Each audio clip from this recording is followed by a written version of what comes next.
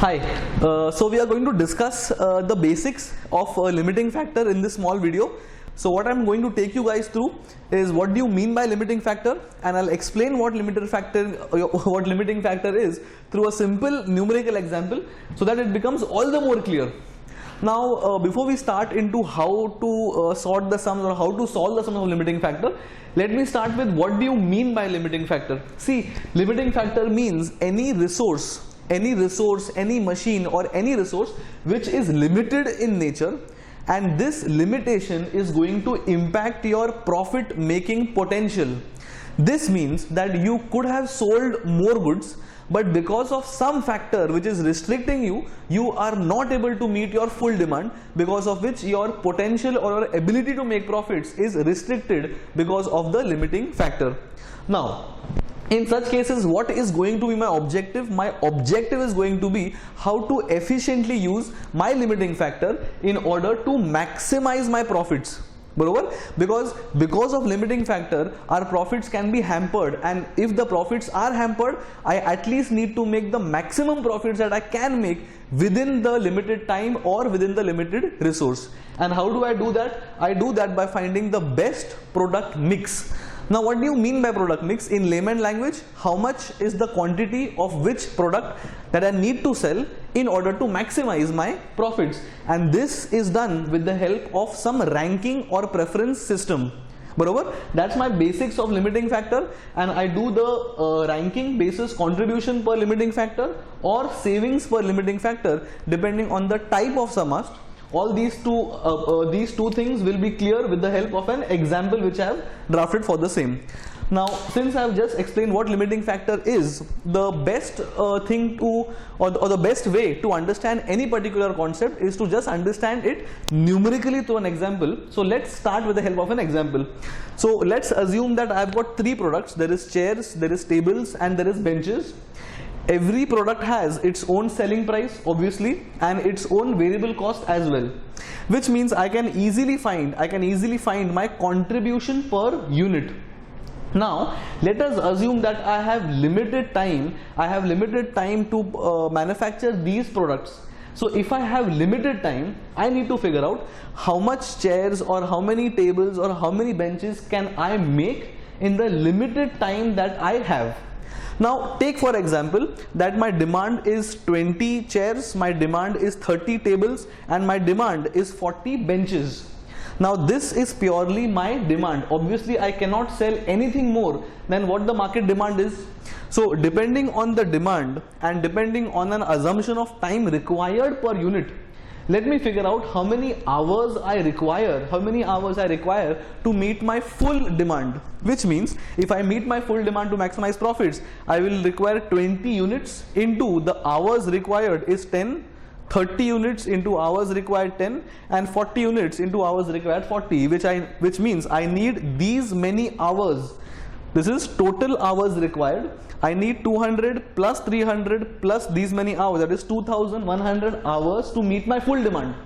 And the question may have given that I have only 1800 hours for whatever reasons, which means I require 2100 hours.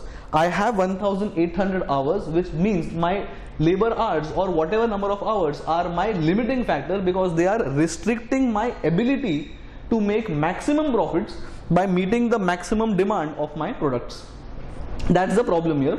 So how do I proceed? So I need to figure out chairs, tables and benches may say which thing or which product I need to prioritize first. Now you may be tempted to prioritize benches first because benches has a higher contribution, but that is where the problem is. I just don't see the contribution per unit. My job is to also see the fact that I am going to utilize my limited time in the most effective manner.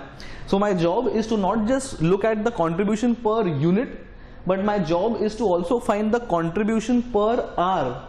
Now why contribution per hour? It is because the hours are limited in nature. So I need to efficiently utilize all my hours, which means my job is to maximize the contribution per hour. That is why I will not prefer the products basis the contribution per unit, but I will rank or prefer the products depending on the contribution per hour. So how do I find the contribution per hour? Very simple.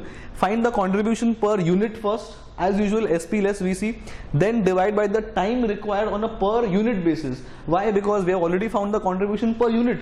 So I need to have the time required per unit, which is 10, 10, 40 in my current example. So this is my contribution per hour. Now if you go to see, the highest contribution per unit was given by benches, and the lowest contribution per hour is given by benches. So a higher contribution may or may not be higher contribution per limiting factor.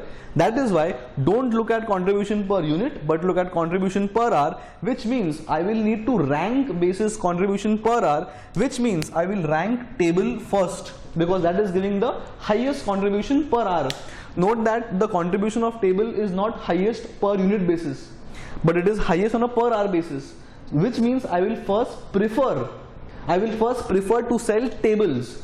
Then second rank is chairs giving 40, and the last ranked is my benches, which is my 20. So 800 is the highest contribution per unit, but even if it has the highest contribution per unit, it is having the lowest contribution per hour, which means it is last in the ranking purposes, which is last in the preference purposes. This is that point which I have just found out, my rankings or preference. Now once I have found the rankings or the preference, I need to now give it the appropriate priorities during production, which means first you produce table, then you produce chairs, and whatever time is left, then you make benches. Now why did I say whatever time is left? That is because I required these many hours being 2100, but I had only 1800 hours, which means there is definitely no chance, there is absolutely no chance of meeting all the product's respective demand. So whatever time is left, I will have to do it for the last rank product being benches. Now how do we do that? It's a simple 5-column table, very simple. First ranked was tables, so first you meet the full demand of tables, that is 30, in my example 30. If I meet the table's full demand, that will consume 10 hours per unit, and my 300 hours out of 1800 hours available have been gone towards tables, and tables were first ranked. Barobar? Similarly, second rank was chairs. I'll then meet the full demand of chairs being 20, that is 20 into 10 being 200, which means out of 1800, 500 hours are gone, which means only 1300 hours are left. In these many hours, you have actually met full demand of chairs and tables. The only thing left to do is benches. Frankly, I would love to do more of chairs and more of tables, but I cannot do more because I have fully met these two products' demand. Fine. So these many hours are left. I take 40 hours on a per unit basis, which means 1300 by 40, I'll only be able to make 32 benches out of the full demand of 40. So what I'm trying to say is, frankly, you can meet any product's full demand and leave any product's demand, but this mix is going to maximize my profit, which was my objective in the entire situation. You select any other product mix, that mix's contribution or that mix's profit will never exceed this mix's profit. Fine, that's my limiting factor concept. And once I get my product mix, it is output into contribution per unit, contrib per unit, I'll get the gross contribution. From the gross contribution, I'll subtract the gross fixed cost to get the profits. Now in cases like these, the highest contribution giving mix, in our example this mix, the highest contribution giving mix will obviously give the highest profits also, because the fixed costs are period costs and they are not going to change depending on the output mix. Whatever is the output combination, my fixed costs being not depending at all on the output, they will always remain same, which means the highest contribution giving mix will also give me highest profit, because the amount I am subtracting from the contribution is always that same fixed amount. So this gives me highest contribution as well as highest profit, because the fixed costs are constant. This was a typical sum where we have used the contribution per limiting factor formula, and we have maximized the contribution and the profits by preferring or ranking basis contribution per limiting factor. Clear? Now we'll discuss this part. Now we'll take similar example or almost same example but a different situation. Now we will do a situation of make versus buy. Similar concept, just that now I have to decide which product I have to make myself and which product I have to buy from the market as a trader. Now it's common sense that normally, since I'm a manufacturer, the manufacturing cost is bound to be less than the purchase cost. If my manufacturing cost is higher than the purchase cost, then there is no need for me to manufacture myself. I'll simply become a trader. So generally manufacturing cost is less than the purchase cost, but in case the purchase cost is lesser for whatever reasons, then that particular product I will not manufacture, I will always purchase. Here what is the problem? The problem could be that I have very little machine hours. Now my preference is always manufacturing because manufacturing is cheaper.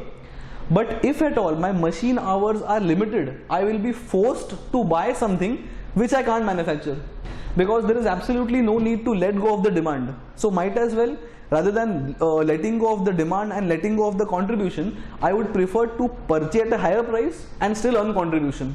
So this is a problem of make versus buy. Should I make my products or should I buy my products? Let's continue same example with a little bit of changes so that it suits the example. So we have known for a fact that manufacturing cost is 600, 1400 and 2200 for chair, table, benches. Let's assume that the respective purchase cost of chairs, tables and benches is 650, 1500 and 2150. So we are comparing variable manufacturing cost with the variable purchase cost. Note that in case any element of absorption, important, in case any element of absorption is there in the total manufacturing cost, it is my job to exclude them. Reason being, absorption is simply allocation of total overheads. Whether you manufacture or whether you purchase, total fixed overheads are going to remain the same. It is only an allocation from the total overheads that is going towards the product. So my job is to always find the variable manufacturing cost of the product and compare it with the purchase cost, both being fully variable. So I will then get the savings per unit. Note that this product, being benches, has a negative savings. What does this mean? It means that my manufacturing cost of 2200 is exceeding the purchase cost. A very rare scenario, but very common in the books or in the examples or in the sums rather. So 2200 being the being the manufacturing cost exceeds the purchase cost, which means it does not make any financial sense for me to manufacture as it is expensive. So might as well don't manufacture and purchase, because if purchasing is cheaper, might as well save some money. Which means in this situation, benches I will never manufacture, only because benches ka purchase is cheaper than benches ka manufacture. One point sorted. Then coming to chairs and tables, again the same thing. You would be saying that I'm saving more money in tables, that is 100 rupees, and less money in tables being 50 rupees. But this is similar to contribution per unit. I never rank the products, I never prefer the products depending on contribution per unit. Similarly, I never rank the products basis contribution or savings per unit. I have to divide it by number of hours to get the savings per hour. Now, in this case, since the hours taken are the same, the answer is also the same. But it is possible that, like this sum, that higher the contribution may or may not be equal to higher the contribution per hour. So similarly, don't rank basis my savings per unit, but always rank basis savings per hour, which means this is my first rank product and this is my second rank product, because 10 ka savings is much more than 5 ka savings. So what does this ranking mean? Very important to understand. These rankings mean that whatever time I have, I will first manufacture tables. Whatever time is left, I will then manufacture chairs. And if at all I can't meet the full demand of manufacture, then I will purchase chairs, because chairs is giving me lesser savings per hour. So it is my job to maximize my savings per hour and maximize my savings here. Because if I purchase a product which is lesser ranked, then that would give me a higher cost compared to other combination. So I have to rank basis savings per hour, make tables first, exhaust some hours, then go towards chairs, and your benches is anyway going to be purchased because purchase is cheaper. Clear? So once I do that, again I will make, okay, I've just extended the example that the output, I've changed the output figures to meet the sum ka example. Let's assume the output of chairs is 20 and the output or the demand of tables is 30. 30 into time and 20 into time, these many hours are required. So maybe these hours are the machine hours, and my machine hours required is 500 to meet the full demand of C&T, being chairs and tables. And suppose the machine hours available is 400, machine hours here become the limiting factor. So I've kept the same example, I've simply tweaked some numbers so that the example works out. So assume that this was my demand and this is my machine hours, and my machine hours required being 500 exceed the machine hours available being 400. In this case, I have to prioritize which product I have to make first in the limited machine time, and the ranking has to be basis savings per hour being 10 and 5, 10 being higher first rank, 5 being lower second rank. Once I have done the ranking, it is the same old process. 5 columns: rank, product, output, time and total time. First rank was chairs, first rank should have been tables. First rank, I think I have made a wrong example here. First rank is tables because the savings is more. The demand of tables was, I think, 30. The demand of tables was 30. Time required was, then it comes to 300.